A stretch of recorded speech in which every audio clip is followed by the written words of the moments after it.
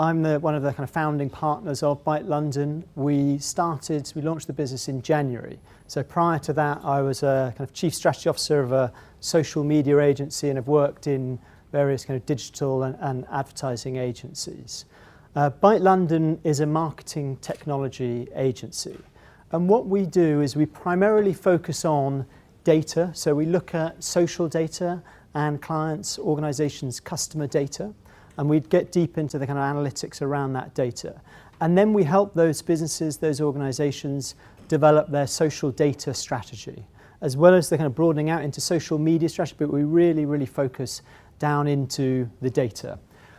From that kind of analytics and the kind of strategy, we then move into kind of three areas. So one is helping businesses, helping organizations come up with and develop ideas for remarkable customer experiences. And when we talk about remarkable customer experiences, what we mean is experiences that customers will actually remark upon, so that they are that worthy to kind of be shared and be talked about. Second area, and we're going to talk a lot about, is social CRM, so social customer relationship management. And we help, and working with people like Phil at Comufy, we help design and implement social CRM strategies. And we're going to explain what that means in a little bit. And then the third area is really kind of real-time business insight. So we see social, particularly as a very, very powerful data layer for organizations, for businesses, in order to help them generate insight, and particularly kind of insight in real time. So, as I said, we've been going about 4 months. We're working with a kind of diverse range of clients, so everyone from the BBC to Berry Brothers and Rudd, who are kind of one of the oldest and finest wine merchants. So a nice kind of business to be working with. Phil. Thank you, Jamie. Hello, everyone. I'm Phil Mohr. I'm one of the founders and the CEO of Comufy.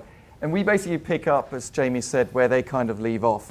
So we provide marketing technology that underpins the strategy and actually makes it happen at scale.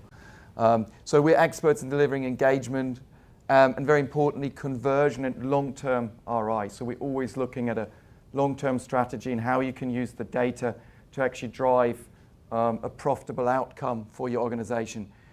We've been around for 5 years. We're an independent company based in London, but we've got a global footprint. So we got working with large gaming companies, social games. You've probably played quite a few of the games on Facebook or mobile before. They're very exciting for us because they have huge amounts of data. So we can learn a lot from them about user behavior and how the systems need to scale and what they need to be doing. But we also work with big brands like Sky, the BBC, Unilever, and quite a few others. Quite importantly, we're pretty close with Facebook. We're what's called a preferred marketing developer, so we get informed of new things that are up and coming, and the relationship is very good, which really helps us to help our customers to get the most out of the channel. And we have a very unique social CRM focus. But for now, I will hand over back to Jamie, and I'll speak to you a bit more in a while. So just at the start, I just want to get a sense of kind of how many people within this room work in organizations that have a Facebook or a Twitter page. Can you just put your hand up? Okay. So most of you probably work in organizations, obviously lots of you do. And I don't know how long you've been those organizations have been active across social media. But let's say social media, and particularly social media marketing, is probably a quite young industry still. So Facebook is 10. Okay, so Facebook started in 2004. And it's worth just sort of stepping back and saying, okay, where are we today, and kind of how have we been going on in the last 10 years, and the way social media and social media marketing has developed. And the first thing is really to look at, I quite like looking at this, some of you will be familiar with this. This is the Gartner technology hype cycle. So Gartner, kind of big consultancy, and what they talk about is it happens for lots and lots of different technology, but I think it's really apt for social media. So at the start you have new technologies, they kind of trigger, and then what you have is everyone thinks that there's going to be fantastic, the technology is fantastic, and they have really high expectations. And those expectations grow and grow and grow until you get to the kind of peak of inflated expectations. These are their words, not mine, in terms of the terms. And then those expectations begin to decline and people begin to say, actually, it's not as wonderful as we thought it would be. And they kind of drive down into the trough of disillusionment. And then gradually, over time, then kind of confidence builds and people begin to understand the technology and begin to kind of move into the slope of enlightenment and right through to the kind of plateau of productivity. And I think that hype cycle is really, really apt for where we are in social media. And I guess it would be interesting for you to kind of think about where your organization is on that hype cycle. Because I suspect a lot might be kind of in this area around kind of disillusionment, around moving towards or looking for enlightenment. Because I think, if you go back a few years, so there was huge inflated expectations around social media. So this is from 2010. And yay, Starbucks has got 10 million fans on Facebook. People and brands and organizations became quite obsessed about fans and followers. And to be honest, if you were in marketing, having fans and having consumers that said they were fans, that was a really new thing. And being able to say, wow, we've got 10 million, 5 million, whatever, 100,000, 10,000 fans was a big thing. And people began to go, okay, let's just build our fan base. But the challenge really was that the value of a fan is nothing if that fan doesn't do something. And increasingly, people began to question the kind of value of what a fan meant or what a follower meant. And that's when, over time, people began to look more into what was the effect of social media and what was happening on platforms like Facebook, like Twitter. And you began to get things like this. So this is kind of what I would classify as into the kind of trough of disillusionment. So let me just explain what this data shows. So most of you who run a Facebook page will understand that a brand or an organization posts out, and that post gets seen by a proportion of fans. Okay, so that's the reach of that post. Now, probably 4 years ago, the reach of those posts was really, really high. So 25% of those people, of your fan base, may see that post. Now, what's happened over the last 2 years, and particularly in the last year, is the organic reach of posts on Facebook has declined rapidly. So this is a study by Ogilvy, which showed, and they measured over 100 global Facebook pages, and they measured the organic reach of those pages, so the organic reach that those posts were getting. And from October 13, the average was around 12% reach, so every time one of those brands posted, they would get almost 12% reach, and that declined, halved, to around 6% by February 2014. And that decline has led lots of brands becoming frustrated and questioning the kind of role of Facebook. The decline is even greater. So this grey line is for the pages with over 500,000 fans. So a lot of fans, and they're getting around they were getting 4% reach, and that's declined to around 2% reach. And so there's been lots of kind of questioning in social media circles about, oh, this is all quite frustrating, what's happening with Facebook. And to a certain extent, people are saying, well, the free lunch is over with Facebook. Because if you want to get reach, then you need to pay for it. And you need to use paid advertising to extend your reach. Now, I think Facebook have a big challenge, because actually the reason that Facebook are doing this is filtering the reach is because they have to. Because if you think about what's happened on Facebook, more people have gone on Facebook, more people are posting and sharing more content, more brands are on Facebook. And actually, if they allowed everyone to see everything on Facebook, I think the average would be around about 1,500 posts in a single day for the average person on Facebook. Clearly, that's not what they want. They want to try and provide some sort of editorial guidance. So they probably show you about 20% of that 1,500 posts as an average. But that's a frustration, and brand owners who invested lots of time, lots of resource, and lots of effort into building their Facebook profile, suddenly we're getting 6% reach amongst our fan base, and suddenly we've got to pay to get reach. That can become a little disillusioning. Likewise, Twitter. So this, again, I'll just explain what this data shows. So this is the half-life of a tweet. So the half-life is basically how much engagement a tweet gets over time. And what this shows is, so this is the time and this is the kind of progress. And what the line shows is the half-life of a tweet is around 24 minutes. So again, Wise Metrics, they studied 1 million tweets. All those tweets, just to say, had over 6 retweets, okay? And what they were able to show is the half-life of a tweet is 24 minutes. So what this is saying is actually the kind of lifetime of a tweet is very, very short. And if you studied, and they kind of showed it, if you actually took tweets that don't have any engagement at all, and lots don't, you're closer to 6 minutes of the half-life of a tweet. So, what you're posting out has a very, very relatively short time span. It's actually longer, so the half-life of a Facebook post is kind of closer to 90 minutes. But we looked at this data 2 years ago, and the half-life of a tweet was around 2 hours and 40 minutes, okay? So it's declining because, again, if you think about what's happening in the world, more people are joining Twitter, more people are growing their following. You can see in your own Twitter streams that it's becoming harder to stand out. And so less people are engaging. And that's a challenge, again, if you're a brand or an organization that are trying to get good coverage, good engagement, and drive traffic through to your website. So you kind of had the inflated expectations, and I think a lot of brands are kind of looking and going, actually, when we look at the numbers, social is a bit disillusioning. Some of the engagement levels, some of the reach levels are pretty small, and they weren't what we all thought we were going to be promised, this kind of brave new world. So I guess the question is then, how do you and where do you begin to find enlightenment and move to that kind of plateau of productivity?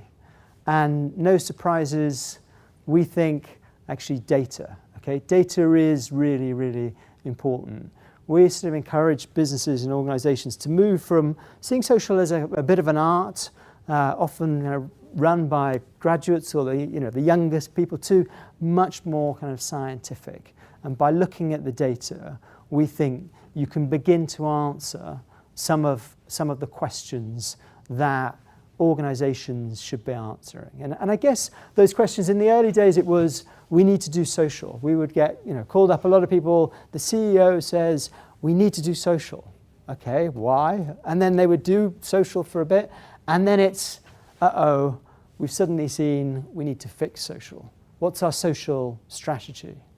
And now people are looking at it and going, okay, we need to really answer these questions about how do we get returns from social? And most importantly, how do we scale those returns? Because social takes a lot of effort. Okay? It takes a lot of resource. I'm sure all your organizations have a finite amount of resource. You may have a social media manager. You may have someone who manages social but also manages other digital channels. And really being able to answer some of those questions of getting returns and scaling those returns, we think the answer begins to lie in data. So by looking at data quite carefully, you can begin to make some small improvements. And again, so what I've done is I've picked out 3 organizations that I think may be here and just begun to look at how they're performing on Facebook and Twitter. And please, this isn't a criticism or an endorsement of what they're doing. This is just looking at some numbers. So we picked Royal Society for Protection of Birds, Asthma UK, and Eden Project. Okay? And 3 great organizations are actually, if you look at, so this is their Facebook performance. And what we have is the average engagement rate for the 3 different organizations. And the first thing to say is they're all way above the UK average for engagement rate. Yeah? So this engagement rate looks at likes, comments, and shares at those, and looks at that as an engagement rate.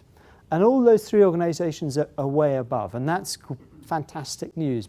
I think the interesting thing to say is the UK average engagement rate is quite low. As I don't know what you would have thought it would be, but it's closer to 0.2%. as an engagement rate on Facebook. So these organisations are kind of punching above the weight, and that's probably because potentially about the size of those communities, because the larger the community, the lower the engagement rate, but also it's clearly about the kind of issues that those organisations are talking about. So you can begin to look at and say, okay, how are we doing in terms of benchmarking our performance? Dig a bit deeper into the data. So this data looks at Asthma UK on Facebook. And what we have here is the average engagement rate, so in blue, the average engagement rate, and this is the time of day, and the grey line is the average time when they're posting, okay? So they're posting, and you can see they're posting quite early in the morning, 10 a.m., kind of around lunchtime, but actually you can see that the engagement rates on average, by looking at the data, are coming later in the day, and are coming kind of 4 p.m. So there's an opportunity here potentially to kind of change and adapt the posting strategy to try and drive more engagement. So really looking at quite closely at some of the data. Likewise, so RSPB, kind of interesting. This is them tweeting, not twitching, but tweeting. And this is the engagement rate on Twitter. Again, look at the engagement rate. It's the blue line you can see. This is across days of week, so from Monday right through to Sunday. First thing to say is engagement rates on Twitter much lower than Facebook. You know, unsurprising given what we saw around half-life of a tweet. But you can see again there's an opportunity for those guys to begin to maybe schedule their tweets a bit differently across the week. So maybe post more early in the week and potentially schedule posts for the weekend. Third example, so this is Eden Project on Facebook, probably the kind of most clearly obvious one, but in terms of the grey line, so this is times of day, grey line when they're posting, so they're posting in the evening, but actually a lot of the engagement that's actually happening is in the morning. So just by kind of looking, you can see that there are obvious improvements to be made. Now, I'm not saying that those improvements will definitely deliver great results. They will probably, improve small incremental results. But it's important for organisations to begin to get into that habit of looking at when they're posting, and as well looking at when their competitors are posting, because to a certain extent you're in a very competitive area trying to get into people's timeline and get their attention. So yes, data can kind of make some small improvements and you can assess where you are, but actually there's a more fundamental point that we want to talk about today, which is thinking differently about social data. Okay, we think that if you begin to shift the way you look at social data, then you can make a much bigger impact, more long-term impact around your organisation. And the reason is most businesses look at social data like this. They look at engagement, so they look at the likes, comments, they look at the shares, they look at reach, and they may well look at traffic to their website, and they may be able to track that traffic through to donation, through to sale. It may be looked at on a last click basis. That's the way kind of most organisations look at that data, and that's good. And we're not saying don't do that. That's all around kind of measurement. But actually, if you begin to think about social data in a way that it can begin to create personalisation, and I'll come on to explain what I mean by personalisation, that social data can create loyalty and that social data can really drive revenue, then, and if you think about that and begin to make social data and data capture a strategic objective rather than something you just measure, then we think there are kind of big opportunities for organisations. So just to give you an example of what do we mean by that, and this is again, so taking two of those organisations. So RSPB, this is their Facebook page. On the 8th of April, they got a great post. One of their followers took a picture of the first swallow of the year. Okay, so first swallow of the year spotted on a local farm near Peterborough in Cambridge. Now, interestingly, 1,200 people liked that post. Okay, 1,200 people of their followers said, I like that post. Okay, clearly they like RSPB, they love nature, but they also like swallows. Okay, so now let's say that we take that data and we begin to feed that into the RSPB's email database and begin to look at their customer segmentation. And I don't know whether they do outward bound email, this is just a what if. But actually, if they send an email to those 1,200 people or whatever, 600 of those 1,200 people that they may have on their database that said, here, get an olive pin. One of the kind of really popular things for RSPB is pins of particular birds. So get a pin with a swallow. So donate now and we will give you a swallow pin. Why would we give them a swallow pin? Because we know these 1,200 people like swallows. There are lots of different birds, but it's just to give an example of taking some of the social data, looking at that data as a signal of what people are interested in, and then beginning to capture that and beginning to use that data to serve and improve and personalize their communications. Similar example, so what if Asthma UK, they've done a lot of, as you would imagine, but a lot of communication around the recent London Marathon. This is on Twitter. Our first runner is in with a cracking time. And then we can see that people have retweeted and favorited that tweet. And again, there's similar communication across Facebook. What if they use that data, those signals from their followers, to begin to improve personalization and begin to, maybe they'll send them an email which says, thank you, we thought we'd share how much we raised this year using the London Marathon, during the London Marathon. So looking at data as signals and beginning to use that data to inform more personalized, more direct communications. And the thing to say is, the really interesting thing is there are lots and lots of those data points. So this looks across Asthma UK, Royal Society of Protection of Birds and Eden projects, across Facebook and Twitter, the different data points that they're getting. So likes in grey, blue comments and shares. And so you can see 70, 85, 78%, and some of the numbers. So Asthma UK, 3,000 data points, Royal Society of Protection of Birds, 38,000 different data points in the last month. Those data points, I would argue, that's really, really kind of powerful data in order to drive and in order to form insight and in order to potentially enable personalization for those organizations. So I guess what we're saying is let's look at social media marketing, but let's also begin to look at what we call kind of social CRM. So social media marketing, you're all kind of familiar with it, but it is largely, when you think about it, it is largely engaging anonymous followers.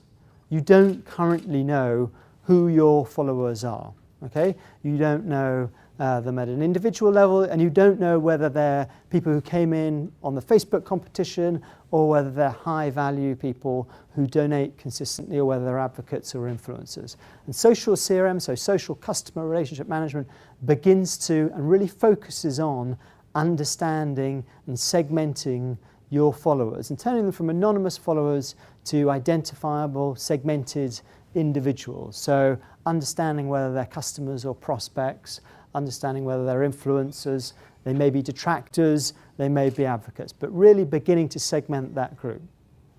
Social media marketing focuses on kind of reaching that group, trying to reach that group on obviously kind of earned channels, so social channels. And that's a challenge, and paid becomes really important. And social media marketing focuses on content.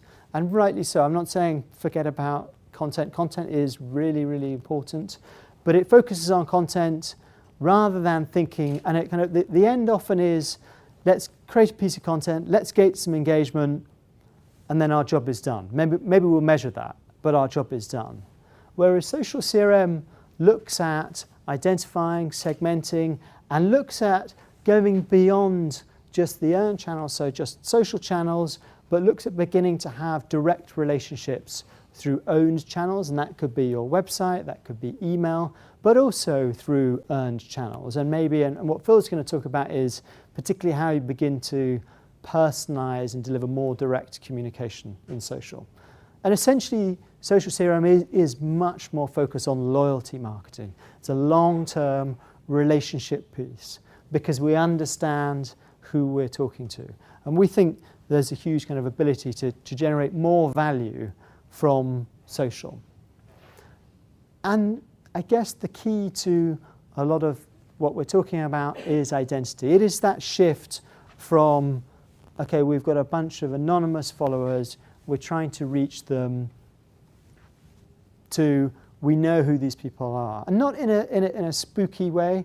We're not saying, you know, we have to kind of do sort of NSA type stuff here. We don't want it. You don't want to spook. But there is it's really important to begin to kind of treat people as individuals and treat them within segments. And a lot of research is kind of showing that actually consumers are very happy some consumers are kind of happy to share their data with organizations. And I would imagine, especially with the types of organizations that are in this room. So it really depends, you know, on the way you begin to collect data. So yes, if you're going to really kind of do tracking and kind of make it quite spooky and intrusive, then people aren't going to be happy. But there's lots of research that say actually people are kind of happy to involve and have relationships with organizations and kind of share their data if they feel it's done in an open and transparent way, and if they feel and understand that there's a clear kind of value exchange. And so one of the easiest ways and the kind of real ways to generate and begin to understand who those people are is social login. And I'm sure a lot of you will be kind of familiar with social login. So this is on your website. You would have seen, how many people run a website that has a social login?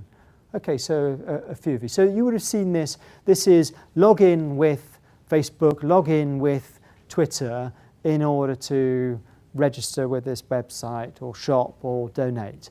A lot of websites, you know, use email, and absolutely, and you know, we would always say you need to give people the option. But by using social login, there are some really, really clear benefits. Not everyone is going to do social login. Probably the kind of research I've seen is around about 90% of consumers are familiar and understand and have seen social login. Around about 51% are kind of using social login across various different places. But this is some research, and I think the research has to be taken maybe with a bit of pinch of salt because it's by a social login provider.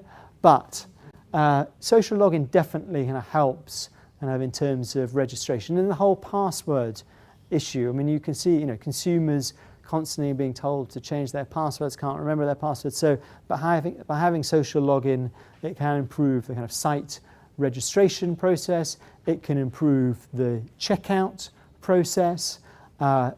If you're interested in and want your kind of audience to begin to comment or begin to share, there's some good research which shows around kind of 10 times plus in terms of product reviews and in terms of engagement. So if you engage people on your site with social login, then you begin to kind of have a marketable and an addressable email database. So social login is really important. And the thing is, it's because social login gives us an identity around which we can begin to build personalization on.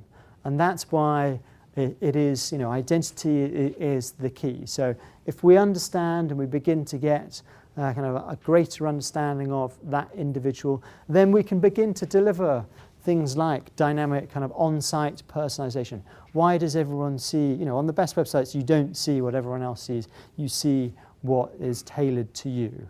And increasingly, that's becoming easier to deliver through kind of technology. And increasingly, people are going to expect that and want that personalization. Social login and identity gives us a kind of opportunity to do direct communication and to kind of inform our email, to inform social and in-app notifications. And then lastly, and kind of Phil is going to talk about this a bit more, but by having that identity, we can also begin to improve your paid media performance, because you know who those people are and you can begin to find similar groups around things like custom audiences. The other thing is social login and identity helps solve one of the kind of big queries around last click attribution. So I don't know whether you're familiar, but lots of people will base their kind of online performance on a look at the last click only. So they might look at the kind of last click might come from a search or an affiliate, when actually kind of upstream things like social, things like on-site analytics will inform the journey and inform that decision-making process. Consumers don't just kind of make one decision, look at one ad, click on it, and go on buy or donate. And lots of businesses have kind of come into trouble in terms of where do they put their investment across their digital channels. And if you're looking purely at a last click, then that isn't often the best way, because further up the funnel, there are different nuances and different channels. But actually, if you have an understanding of a person's identity, then you can begin to track through and begin to track across channels and begin to track onto your own website. So identity and social login go some way to solving that last click challenge.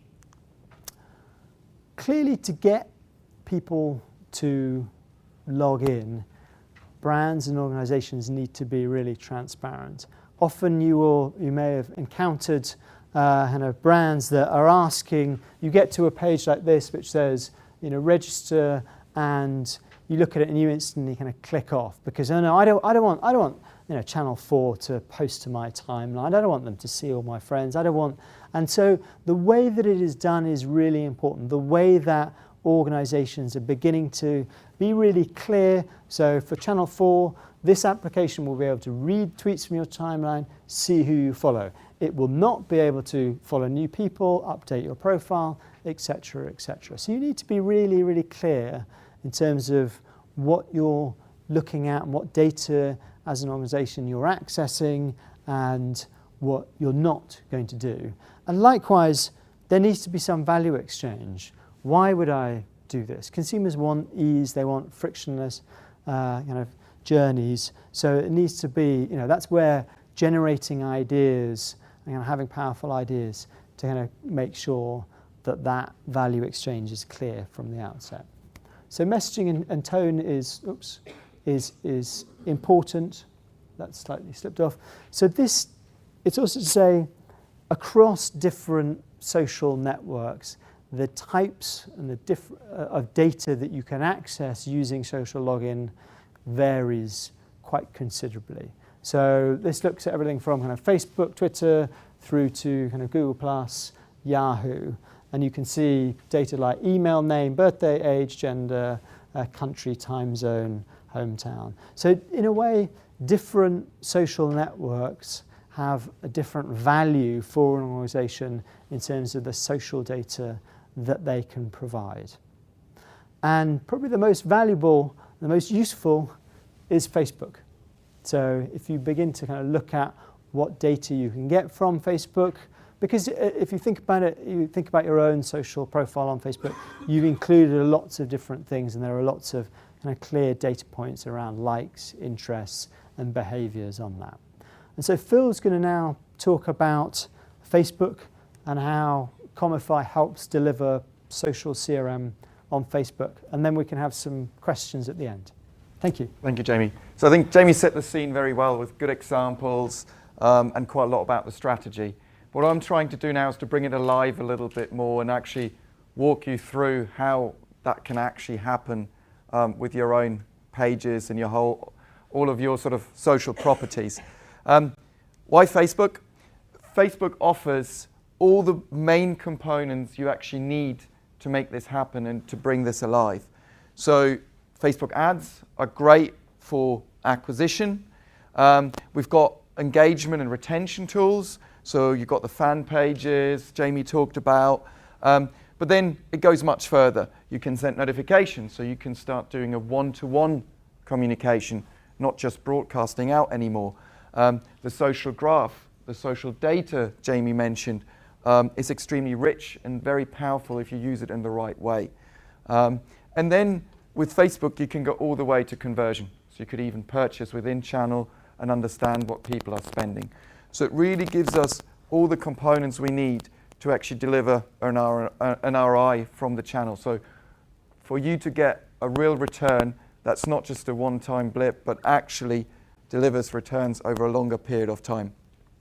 So Facebook ads, I don't want to say too much about that because the guys from Freeformers will actually give you a very in-depth session about that later, because that is a topic. As you can see, there's so many different formats. Basically, the bottom line is there is something for everyone, for every format, for desktop, mobile, and basically for any budget out there. So it's a really powerful channel to acquire people. We're acquiring people, that's great, but based on the ads, you can acquire people to a lot of very fine granularity. So you can say people who like other charities, people live in a certain area, and you can go into a lot of depth placing ads to people you really want to target. But then what do you do with them? If they just go onto your fan page, as Jamie said, they're being put into an anonymous bucket. So it's about getting them to reveal their identity, to start understand who are these people on an individual basis you've just acquired through paid media. So the question is, how can we do that? And Jamie mentioned the social login. What can you do on Facebook? So Facebook offers a lot of different ways of actually doing the social login and getting the data. And they basically cover every channel out there. So all the way from the standard web. So that could be just your website when someone donates, for example. So they could actually check out with Facebook. Desktop, so that could be the Facebook desktop application with an app in there. It could be your mobile application. It could even be a game console. So all the channels are covered, allowing you to actually understand who these individuals are. And some real examples. So Nirvana is a band we work with, for example, and they've got a Facebook fan page with an application. You're starting, you're signing up, you're getting more information. And yeah, the fans reveal their identity here. This is a social shopping website. They use Facebook Connect, but also when you actually join the co-buys, Facebook Connect is triggered. Probably all of you, or not all, but probably 99% of people in the room have played Candy Crush before. And they also take, for instance, Facebook Connect on the mobile. It's not necessary to play the game, but it allows the players to connect with their friends, see what their leaderboards are, and so on. And that really goes back to also what Jamie said around, what's the value exchange? What's the reason? Why should people use it and be open? And we found actually the brands that use it the best don't force the consumer. So don't make it sort of a gate. Unless you give it to us, you're not coming in. Because there are a lot of different ways of getting it, but also different life cycles of the customer. So maybe they donate it once, they come back, and then they're more willing to actually engage further with you. So for the digital strategy or the social strategy, it's very important to understand what these points are. So that's great. We've now got the social login. But the big question, I guess, is what does it give us in terms of real data and what can we actually capture? I deliberately put a long list out because there are so many different things you can get. But it goes back to the strategy. What do you want? For instance, you can get political views, religious views, probably not appropriate, and a lot of people will probably decline your request because there's no relation between that information and what you're actually doing or asking them to do, or what value you're offering them. We'll be looking in a second what that can actually do. But what we have is we've got an application, they've opted in, we've got the user in our database. But what you're normally finding is what we call reality bites quite quickly is you've maybe placed some ads, so you spend some money to acquire users, you've got a good chunk of users in, but the engagement declines very quickly because at the moment they just sit in your database and you hope they're coming back at one point. what do? You could broadcast and spam out to get them back, because that's the key. You somehow want to get them to come back. Send them a message, a notification, so the consumers are coming back. Probably know the answer. Spam is not the answer to that, because what you want and what we're always working towards with our customers is going away from sort of the bleeps or the camel humps, if you like, where you spend a bit of media or you have some activity going on, consumers come, and then they fade away. And then you go, oh, I need to spend a bit more money, do it again. And you're just kind of going through the campaign cycle, if you like. But every time it goes back to pretty much where you started. And that's, again, as Jamie mentioned, the long-term sort of view of building a community, sort of retention marketing is get this initial user base, but then nurture them, retain them, and make sure they stay with you, and then add towards that bit. So it's really about long-term strategy, getting more and more consumers and keep nurturing them. But the key to that is, as Jamie said, that you can't just broadcast out. You actually need to understand who they are. So targeted marketing is really the key here. Create relevant target segments. That quite often can actually be quite difficult, and we're looking at an example in a second. It's also about potentially adapting the in-app content. So what kind of birds do they like, or what other information do you have about them? So to make it more personal, adapt and respond to the customer's behavior. So a lot of you are probably doing quite a bit of testing around email, A/B testing, understanding what consumers react to, what they don't like. So it's a constant cycle of iterating around that and learning from the messages and the communication that's gone out and what's come back from it. So it's really about creating sort of a much more personalized customer journey where the user understands and feels like the brand really appreciates the individual. Well, that's difficult. And the first bit is really about the target segments. I mean, this is taken from sort of a fashion retailer where we looked at like one particular element of their customer base. But they've basically categorized their customers. So it's all about the VIPs, obviously, at the top because they're spending the most money. But the VIP doesn't come on day one.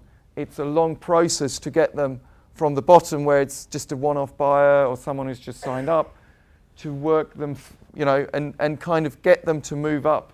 So the hierarchy and the kind of the scale and the level of importancy.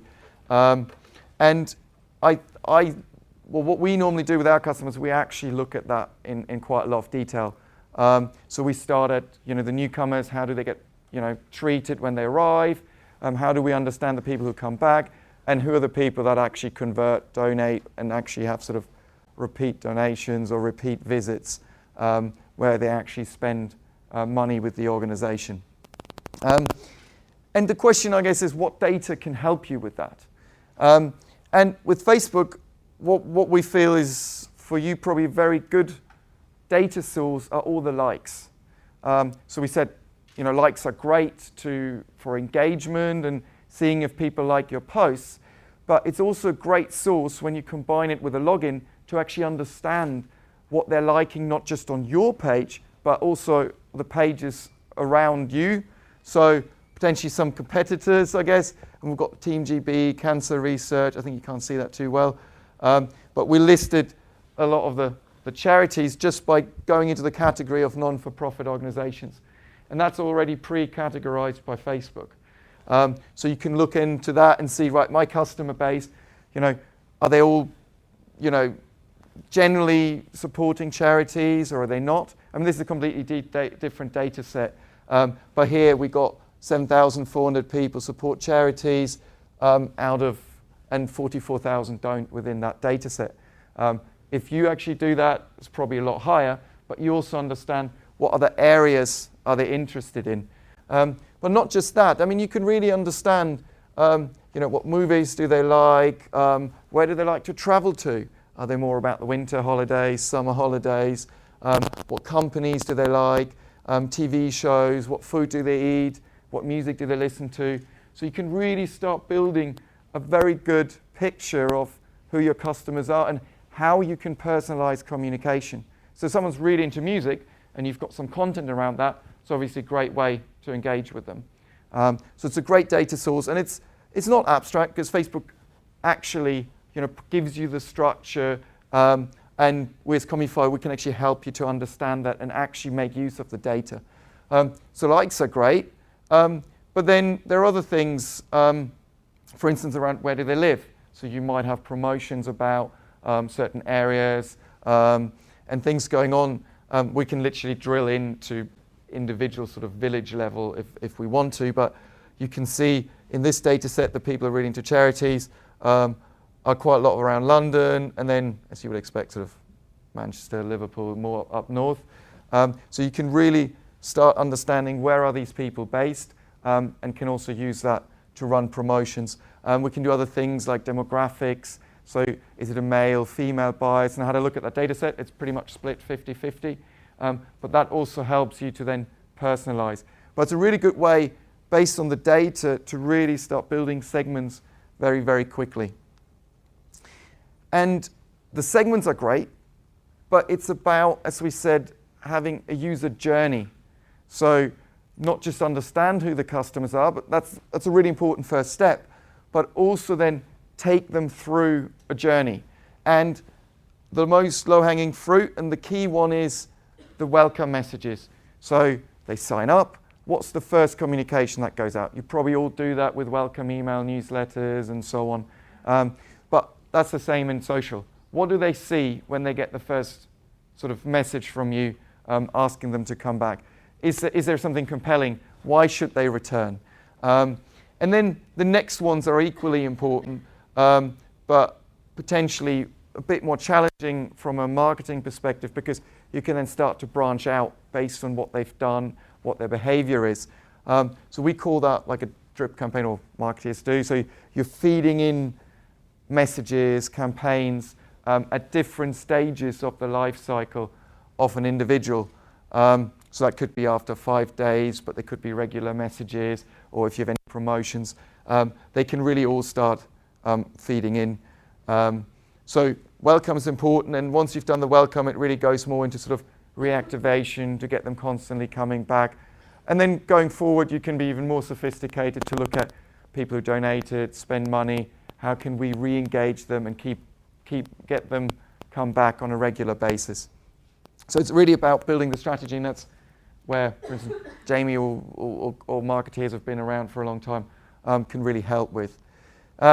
We've done that, great, but now how do we get the messages to the individual? As I said, a lot of you are probably using emails already, but push notifications on mobile are great. So if you have a mobile application, it's a really good way of getting the individuals back at the right time.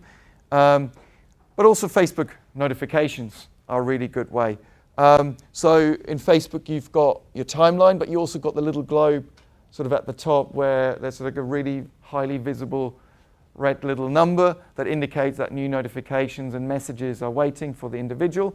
And the great thing is that they don't really decay as quickly. So the half-life is days, sometimes up to a week, versus just a few minutes or an hour if you're lucky. So if you earn the right to actually get into the user's sort of inbox, if you like, you've got a much higher chance of re-engaging them and bringing them back. Here we're seeing quite often engagement or click rates anywhere between 25 up to 90%. So if you compare that to your email, it's a massive difference.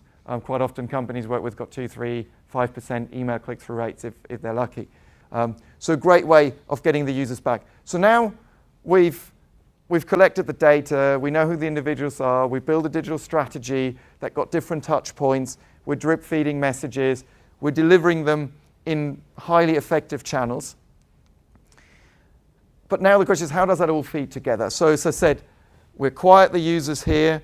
That doesn't necessarily just need to be Facebook ads, that could be through email campaigns, viral marketing, driving the users to a point where they're actually signing up. So as I said, that could be website, the mobile, a Facebook application. Users doing the Facebook Connect, and they get like a little sort of pop-up window which states the permissions.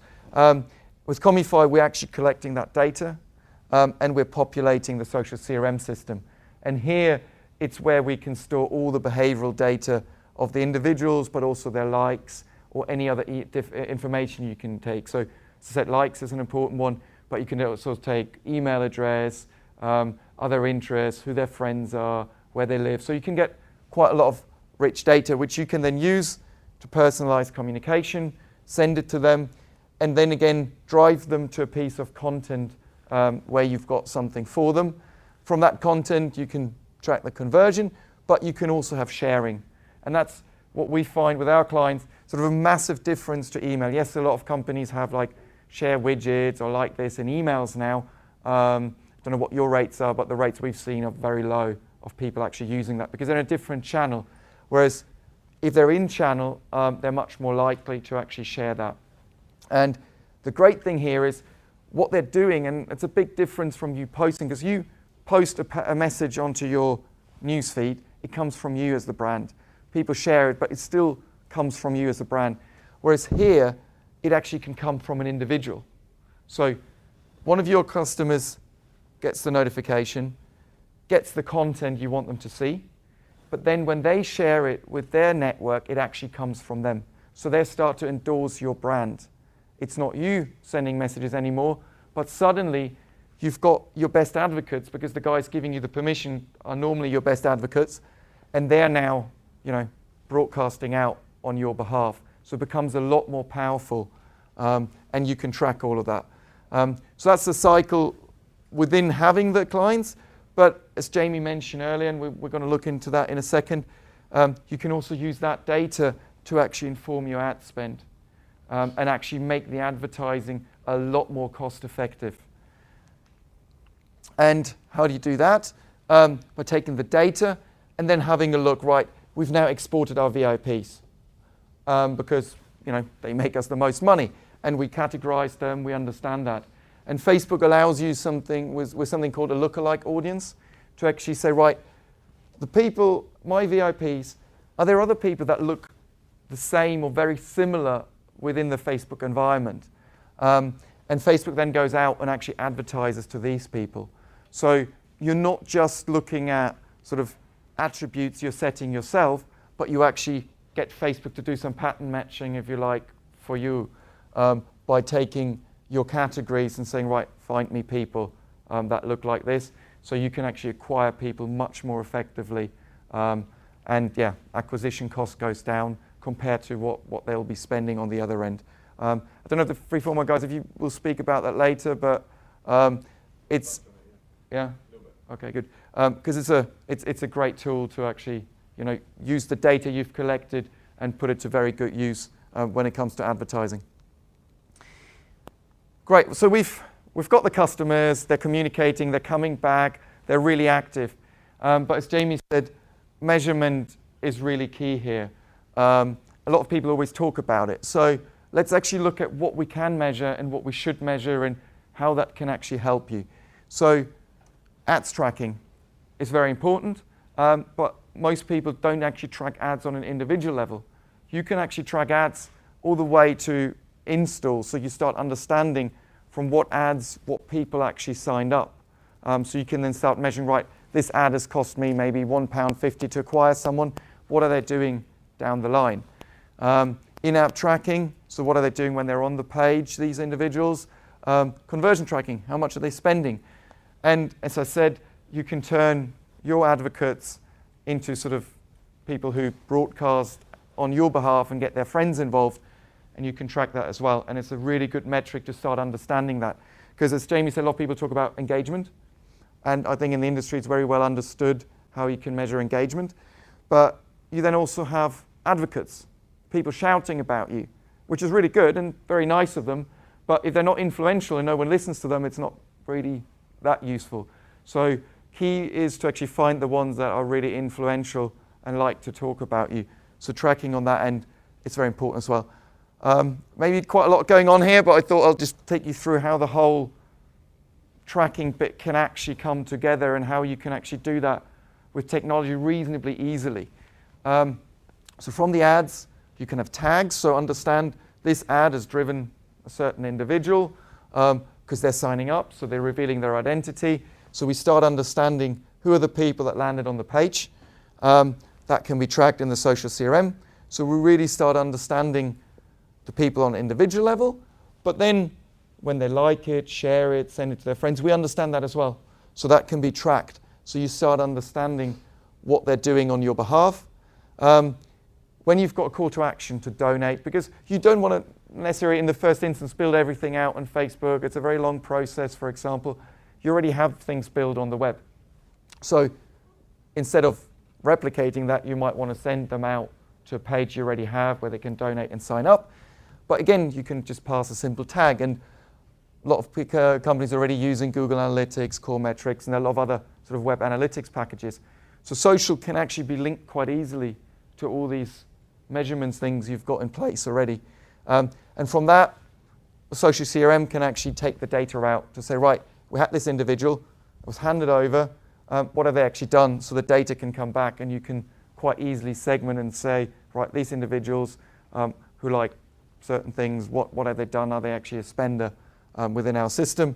And then based on that data, you can do re-engagement, send messages, and again, you can track how many people react to your message, who sort of, we call them clickers, people who, you know, constantly actually engage and really want your communication. So you can track that and really start understanding what's going on. And once you've got that, and only once you have that, unfortunately, but at that point, you actually can track social ROI. Everybody talks about it. You know, the first version was likes, but then the question was, oh, how much is a like worth? No one really knows, and it's declining, as Jamie said. So a lot of vanity metrics were out there. But if you understand your cost of acquisition, yes, Facebook ads cost money, but if they make you money at the end, it's a really good investment, but you need to understand that. Email an existing list is probably free. Viral marketing, you know, is free as well. So if you understand your cost of acquisition, then we understand what they're doing. And that could be donating. But again, it could also be them sharing, being advocates and influencers of your brand, and then their friends start donating and start becoming active. And we can attribute that back to them as well. So it's really important to then understand what are the outcomes. And only then you can really start understanding what is the social ROI. That really ties it all together. But the issue now is, we talked a lot about social. Yeah, we said, oh, okay, we hand over a little bit to the web and what kind of comes back. So that's great. But the real question, going back to sort of the hype cycle Jamie mentioned, is great, hype, ooh, we're not quite sure. But now we actually start doing things properly. We're using the right measurements, we've got the data, we're running the right strategy, and the curve is going up. And that's great. So, you know, we're seeing constant, plannable, repeatable returns from social. But we started here. We probably want to go back up there. So what can you actually do to take social to the level and keep growing it? And the answer is, you need to take it out of the social jail. So a lot of people are thinking about social like in insulation, and they say, right, it's just social media. As Jamie said, quite often a lot of junior people working on it. But to really utilize it properly, you need to unleash it and put it into your existing marketing structures. I'm sure people in the room got different levels of sophistication here, but ideally a company normally has sort of, you know, at the moment, email communication. They've got potentially physical stores, call centers, e-commerce sites. They then have a single customer view. They understand what are these people doing across the different channels. And then they've got a BI layer where they can actually report on that, measure. And, you know, it's been around for 20, 30 years now. And a lot of companies are quite sophisticated here. But then it's this social thing. Where does it fit? What do we actually do with it? It's quite simple. It's about treating, and I've taken Facebook as a synonym for social here, but just like the other channels. You know, it's not different at all. It can feed into the single customer view, and you can do reporting on it. So I think the key here is to, you know, think when it comes to the strategy, incorporate it into the overall digital strategy. Enough from myself. I'll hand back over to Jamie for the 5 top tips. Yes, so just to sort of summarise what we've covered, we've gone through quite a lot. So just to sort of say, kind of show real value from social, begin to think about. And the first is really think differently. If you remember what we talked about social data, think differently about social data. Yes, it's really important for measurement, but begin to think about social data capture as a strategic objective from what you're doing within social. And we think that's a real kind of shift of mindset and something to think very carefully about. The next is that kind of value exchange. You're not going to get much social data unless you think creatively and you think about how you're going to begin to create those ideas, the kind of transparent value exchange between your audiences, between your consumers and your organisations. And from that, you kind of shift that mindset of an anonymous followers. So yes, you've got anonymous followers and you're always probably going to have an amount of non-anonymous followers, but it's beginning to focus on kind of individuals and identified individuals and customers that you can begin to segment.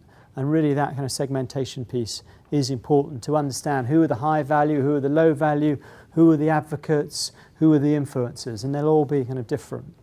And then once you've got into that from kind of the area around kind of Phil and Comufy, is begin to test that personalisation.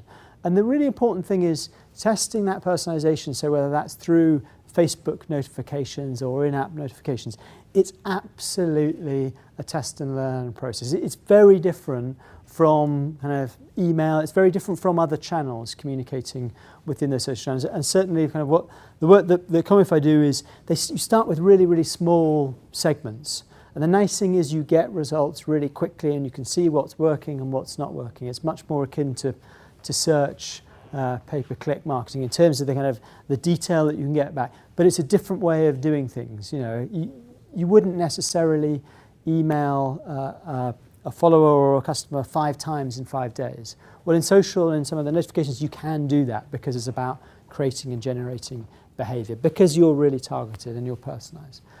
And then the bigger kind of final area is thinking about long-term. How do you measure return on investment? How do you begin to take social out of that kind of social box, that social jail, and begin to integrate it?